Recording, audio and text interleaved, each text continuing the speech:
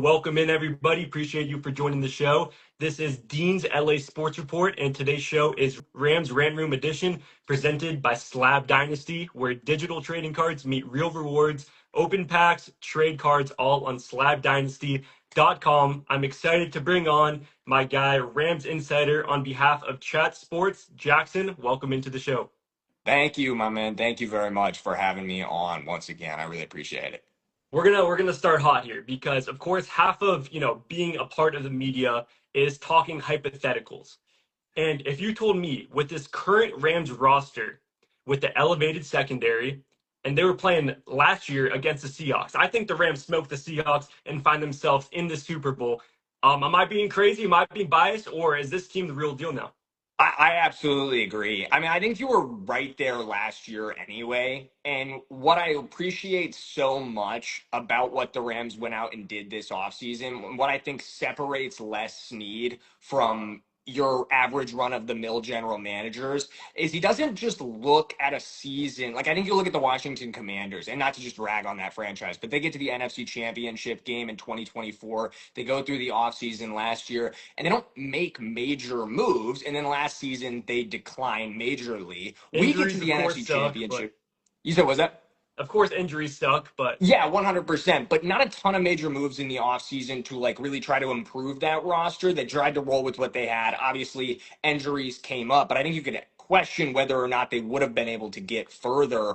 What I appreciate so much about the Rams is you get into these positions and then you attack what is needed to improve and to get better in the next season. Like so hard at the secondary, so hard at special teams this offseason with the replacement from Bubba Ventrone coming in, Joe Cardona coming in as well. I really like those signings. And then obviously what they did in the secondary with the mega deal for Trent McDuffie and Jalen Watson coming in as well.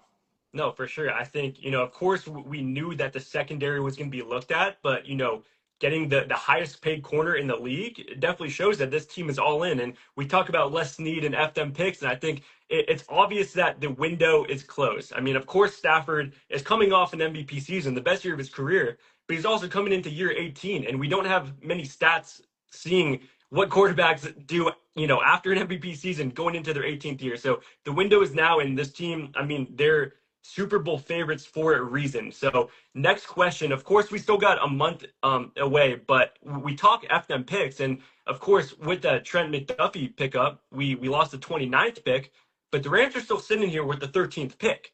I got some ideas where I think this team should go, but I'm super curious to think. The Rams are on the clock, pick 13. Where do you think they go? Yeah, I mean, it's definitely going to depend on who's there for you. Absolutely. Sitting at 13 is such an interesting spot to be because you do kind of control your own destiny against the teams behind you, but you still have 12 guys in front of you and 12 teams in front of you that are going to get their opportunity to take guys off the board. And my sense for what the Rams want to do at the end of the day is add another offensive piece here. I think we've seen them attack in free agency their defense and their secondary, which I think does then remove guys like Mansour Delane and Jermod McCoy from your 13th overall discussion, given what you've invested into the secondary. Obviously, they did meet with Delane at the combine, so it's possible, but I wouldn't really see that as likely. I think that's doubling down a little bit too much. I think what McVay wants to do, and what I've said before is like when McVay sits around and dreams about what he could do with the 13th overall pick, it is just hard for me to imagine that those dreams involve drafting a defensive player. You know what I mean? Like with what we know about Sean McVay, his love of offense, his love of scheming things up, I could just see how he could watch Kenyon Sadiq's tape, watch Makai Lemon's tape, Yeah. Jeremiah Love's tape even, and just kind of salivate at the idea of adding one of those guys to the offense.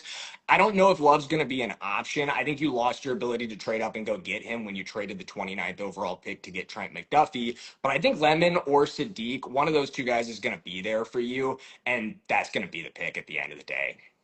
No, I love that. I think I work at ESPN LA, and our guy Travis, he thinks that potentially Malachi Lemon was like maybe even trolling in the combine just so he could fall a little bit. I don't know how crazy of a take that is, but Malik, like that would be awesome. I mean, pairing up this what I think is the best wide receiver duo in the league with another younger guy who there's been a lot of talks of him being in the slot like an Amon Ra. would be super interesting. And I think, I mean, this we already have the best offense in the league in my eyes. So to open it up for Stafford, I think would be beautiful, and I think Rams fans would love that. And at this point, nothing really surprises me in sports. I know we talked about this a little bit yesterday, but the Rams have traded their first overall pick the past 9 years. And when you Hmm. get a guy like Max Crosby back on the board, potentially, I mean, we saw that the physical didn't go through, and he ended up as not going to be on the Ravens. Do you think there's a shot where the Rams make a move for Crosby? I don't think it's necessarily out of the question. We talked about it today on my show. We broke it down a little bit. I think it ultimately comes down to, though, are the Rams willing to pay the price that the Raiders seem to want, which is 2 first-round draft picks? Is that even a reasonable price given the situation that seems to have come up in Baltimore anymore? I think you can have a lot of discussion about that element of things, but I think if Les Snead wanted to have him at that price tag, he could have made it happen already. That's where I get stuck. I think the best trade that I can put together, if I was Les Snead, I'm sitting in his shoes, I'm packaging Byron Young in a second and just seeing what the Raiders say.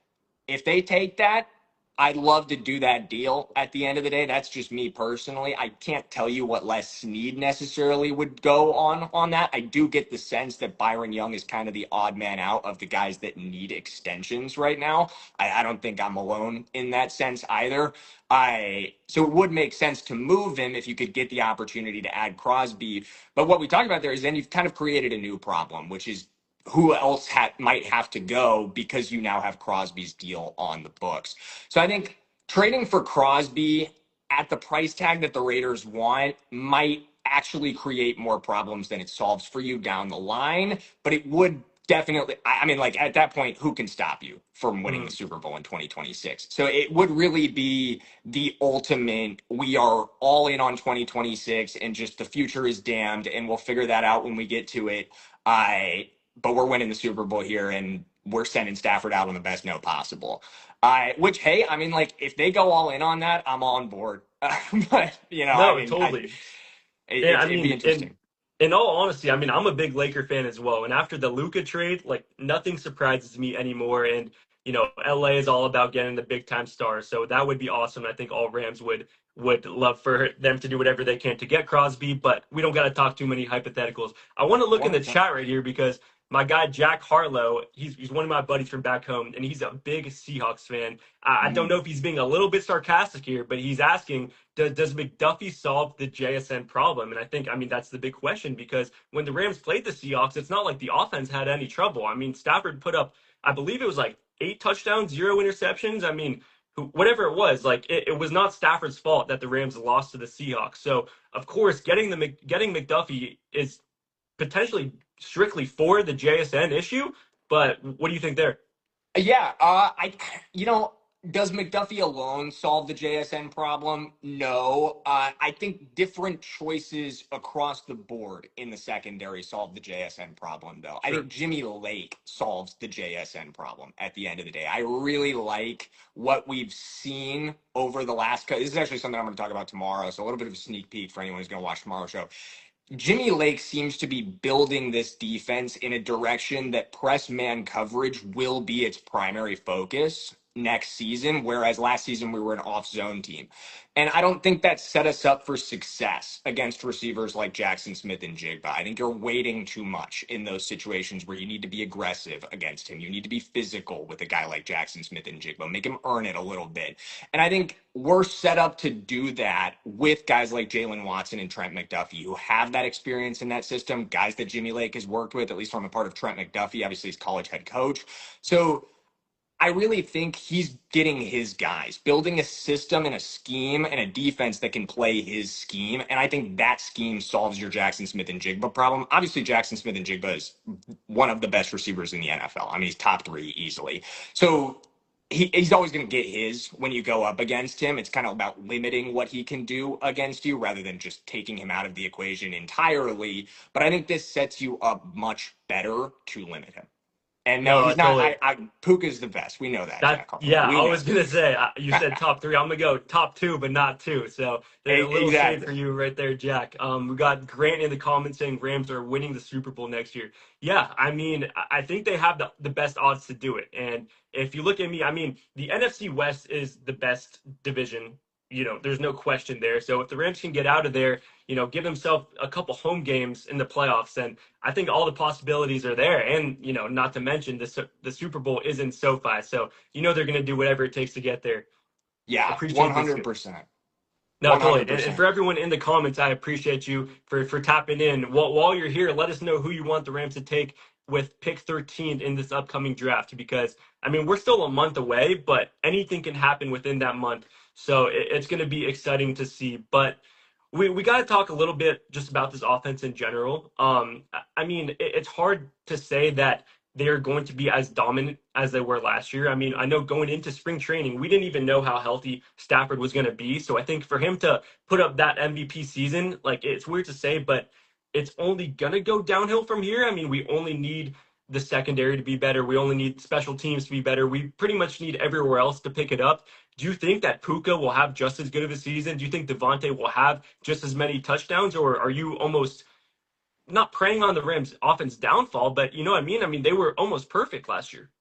Yeah, I mean, I think Puka at least is set up to continue his ascension. Like there is nothing in when I watch Puka's tape, and to speak to the Jack Harlow thing about Jackson Smith and Jigba is the best receiver in the NFL. There's just nobody that does it the way Puka does. Nobody wins the way he does. He's so unbelievably athletic. I think he's very underrated as a route runner. I think the way he wins in that way is very much underrated. And the way he wins at the catch point, I think he's the best contested catch receiver in the NFL.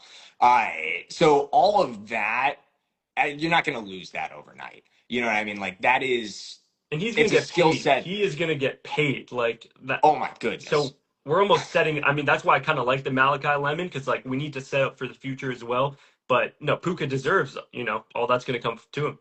Yeah, absolutely. And that contract alone is kind of an interesting discussion because it is surprising to me how from what I'm hearing, it doesn't seem to be as much of a priority for the Rams right now as maybe you would initially suspect just from how good Puka is. They obviously want to get him in the building and have that discussion, but from as I understand it, they're a little more focused on creating the cap with Matthew Stafford and Devontae Adams restructures, and then actually getting a deal done with Warren McClendon. So I think those are like the next three agenda items. But then I think you do get to that Puka extension, and hearing that, it does kind of make me wonder, like, are the Rams costing themselves, and even if it's the difference of $5 million total on this contract, a little bit of money if the Seahawks are more aggressive with Jackson Smith and Jigba, if the Seahawks push a little faster and get that deal done, and then obviously Puka will want to clear him because they both have their arguments to Yeah. be the highest paid receiver in the NFL.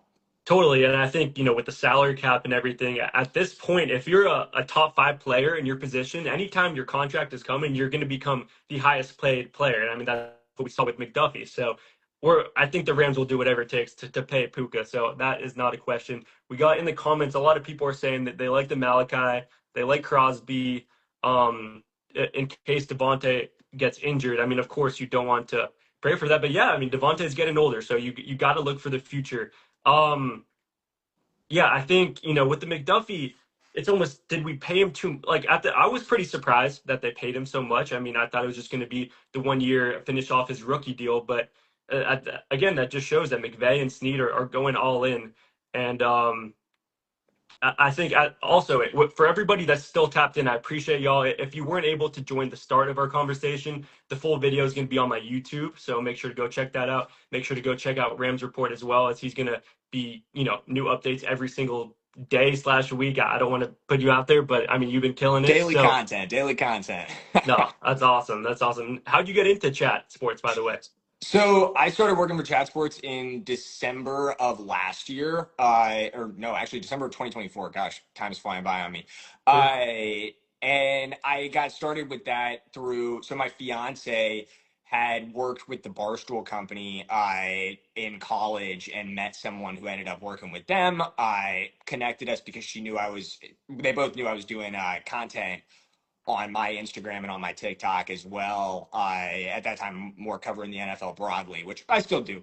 But that's kind of how I ultimately came into the fold, and then grew up a Rams fan. Always wanted the opportunity to cover the Rams. Pushed for it hard at the company because I mean, like, I won't lie, they Rams was not a priority for them Yeah. before I showed up. Which I know all Rams fans are kind of used to that being joked at about being a smaller fan base. But I really pushed hard for it, and in the first couple months, we've grown rapidly. So really, kind of shutting up some of the critics there. No, no offense to any of the guys if anyone's watching, but anyone that was saying that we couldn't do it, we've really proved that this fan base has that kind of juice right now. No, amazing. And of course, it helps when the team is playing good as well. So it's been Yeah. awesome to watch you cover it and likewise cover the team as well. I guess as we get into it towards the end, I just kind of want to talk about, next year playoff ramifications. I mean, of course, we saw the special teams was probably the biggest or was why we lost the game against the Seahawks. But to cap off a perfect offseason for the Rams, where do you want to see some final moves being made before the draft comes around? My question right now for the Rams is I would like to see them do one of two things, and I think it'll kind of reveal what they intend to do with 13. Is one is do you want to add a little more depth at inside linebacker and potentially a competition there with Nate Landman? I think we can all admit a little bit of a backslide after you gave him that contract. Wasn't really the same guy in the final stretch, especially in the playoffs as well. I still love Nate. Still think he can get back on track next season. But do you want to add another name in that room? Something the Rams have always been a little resistant to doing, at least under Les Snead. Not a position they love to invest in heavily. So it would be out of character to see them do that. Maybe not for a smaller free agent signing, but definitely if they were decide to use the 13th overall pick on an inside linebacker, you'd be looking at like Sonny Styles at that point. That'd be out of character, but I don't think it'd be a bad pick. And then the other thing is third option receiver. You could get one in free agency. They have plenty of cap with the things that they could do with restructures for Adams and Stafford. You could go get a Jawan Jennings in free agency. He's still on the board. There's still a Niners, couple options stay away out from there. Niners, guys. Yeah, I know. People aren't gonna love it, but he's a good player. At the end of the day, I think he could add a good deal to this offense.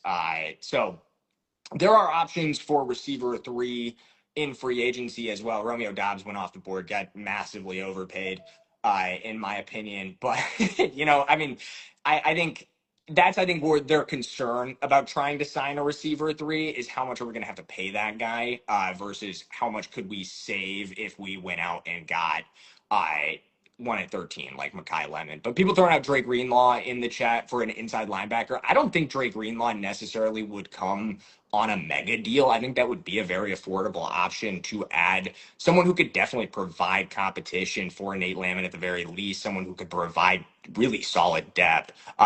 Good piece there if you were to go out and grab him. I would definitely be excited about that for the Rams.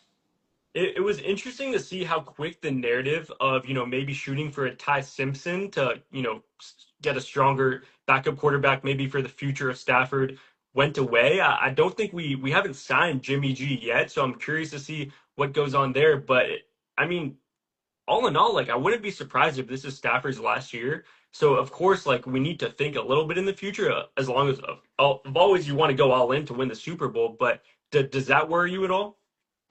It's in the back of your mind, right? Like, I think it has to be to some degree. It's the most important position on the football field. And as good as Stafford has been, to Monjoel's point, unless I totally missed something, they did not sign a QB today. But I was like, how did I miss that? Let me if we both missed that, that's bad on both of us. But I don't think they signed a quarterback today, unless it like just happened while we've been live. Of course, and I mean, Uh, there's also that talk of like, the talk is out there. Of course, you see it on the media, but potentially Joe Burrow coming to the Rams in a couple yeah. years. So you don't want to shoot that down. Um, Hey, that one's interesting too. It's funny how that's picked up steam. It was something I was actually telling guys in the office a couple months ago, and I sound like LeBron right now. I was telling guys in the office a couple months ago, like I think this would be like kind of a crazy but potential option for the Rams, especially before they traded the 29th overall pick. Like, could you ship like 3 or 4 firsts for Joe Burrow? Like, what would it take to get that deal done? I just kind of positing that out there, and especially before the season ended, with the idea that you could do it this year if you had won the Super Bowl and if Matthew Stafford had retired. That was kind of my idea. I had actually posted a short about it on TikTok, but I think that kind of seems to be going away. Burrow's unhappiness in Cincinnati may be going away. Or it may have just never existed at all. I, I can't really quite decipher that guy, to be completely honest with you. It seemed for a little bit there like he just wasn't happy in Cincinnati, like something was off. But then you get reports when they were looking at potentially firing Zach Taylor that he was very vocal in the room, that Zach Taylor needed to stay. So it's like, if you're really upset about being in Cincinnati, then why do you care? There's questions there for sure. It does seem ultimately, at least for now, and again, Burrow seems to be a fickle guy, so things could change. I He's happy in Cincinnati, at least for the time being. And as long as he's happy in Cincinnati, I think the Bengals will be happy to have him. Unless you just throw an unbelievable offer at them, which at any point, I think it's going to have to be a pretty unbelievable offer if you're going to try to get that deal done, no matter what. Totally. But stranger things have happened. I think it goes to show how important the front office is, and I think anybody would love to play with Sean McVay in this office. Anyone would like to move down to LA, play at SoFi. Like, obviously, the Rams fans are now emerging, and the Rams are becoming, a top team that's talked about in the NFL. So when I don't know, when you got a guy who has the talent such as Joe Burrow, and he's not been making the playoffs recently, I would not be surprised. But of course, Stafford is here, and the Rams are going to do whatever it takes to get to another Super Bowl. So it's hard to, as a Rams fan covering this team, it's hard to like keep my bias aside. But I really believe that last year, like they were going to do it. I believe that they were better than the Seahawks all the time. Now, looking back at it, you see there were a lot of problems with the secondary, a lot of problems with the special teams, and it just seems that Sean McVay is doing whatever it takes to get there. And I think McVay really is not talked about enough as the best coach in the league. Which I mean, he is talked about a lot, but man, this is a guy who it seems like anyone who would really want to just run through a wall for him. Yeah, 100%. I mean, he's unbelievable. I like I totally agree with you. I think he is absolutely the best coach in the NFL right now. I think you could have made an argument for Andy Reid, but I think kind of increasingly just isn't really there right now. At least over the last season, I think play calling was actually a huge issue for the Kansas City Chiefs. Yeah, So and now we McVay, have I the think. Kansas City secondary. So Yeah, I mean, and that's like a whole different point there, but a lot of people make the point about like Kansas City struggled last season. Why would you want to go get their was secondary the coming off? offense. Yes, I would say at the end of the day, the primary issue with Kansas City was the offense, and then their inability to get after the passer. They were so bad up front last season, just stonewalled, down after down, giving quarterbacks way too much time. Like somebody posted a clip of the game against the Cowboys, or just a cut up of Dak Prescott highlights. And every highlight, he has 5 seconds to throw. It's like, of course he's gonna find somebody. He's got all day back there. Like I could Yeah. probably find somebody. No, I mean, and you expect Mahomes to make those crazy plays. So I think, at some point it had to slow down. And of course, we see it now. But I think having the chemistry and the Super Bowl experience, of course, I mean, that's a big plus for the secondary. Yeah, 100%. And then back to McVay, I think, he, at the end of the day, is the culture setter, just the standard setter. It's been unbelievable for this team, especially when you think back to, as a Rams fan back from the St. Louis era, what this team was when McVay arrived and what the expectation was when Yeah. they hired McVay, the way he has defied it, the way he has just completely overcome the past kind of culture of rot associated with this team, just mediocrity for years and years. to immediate success and success at the highest levels. So it's been unbelievable. No, and I think that was the only plus of the Seahawks winning it was just seeing Cooper Cup, bring another Super Bowl home. So, I mean, the Rams have come a long way, and now that we're talking about them in the past couple, well, I guess last year they weren't even really in the conversation for the Super Bowl. So I think this year, I mean, they are the top dogs. I think they're expected to win it. So now it's like when the expectations are so high, it makes it harder that every small thing is going to be looked upon, and one loss is going to be overreacted just as it was last year. I mean, there were so many, all those tight games where it should have beat the Eagles with the blocked field goal, should have beat the Niners with the fumble. So they were just there, and I think they've done what it takes. At least they're going all in, like we've mentioned multiple times, to get past that hump. And this upcoming season should be the season. But man, I know we got some time left on the clock until that happens. Of course, draft time is still a month away. But it's my favorite time of the year, almost just talking hypotheticals and fantasies and kind of seeing how these teams are going to look in the future. But I would love to get you on again as we get closer to the season and, maybe after the draft and see where we go from there. But man, it was a great time talking some ball with you. I appreciate everybody hopping on the chat. Make sure to go follow him at Rams Report. And if you want to see the full video, of course, it's going to be on my YouTube, which is linked in my bio. Yeah. Any last words, my man? No, none. Thank you so much for having me. To your point, I would love to come back at any time that you would love to have me. It was an awesome experience. Loved chatting Rams football. And thank you guys to whoever tuned in. We really appreciate it. Amazing. We got a Jackson is the GOAT. So there you go. Appreciate it, Tim. Thank you very much. Doing it all for something. That's what it's all about. But sweet. Exactly. Exactly. Sweet, man. Well, I will hit you later. Appreciate you. And for everyone hopping on again, appreciate you so much. And the Rams are looking to win it next year. So we're going all in. They're going all in. F them picks, but still got a big pick at 13. So lots of Rams football to be talked in the future. Peace, Absolutely. everyone. See ya. Have a good one. You too, brother.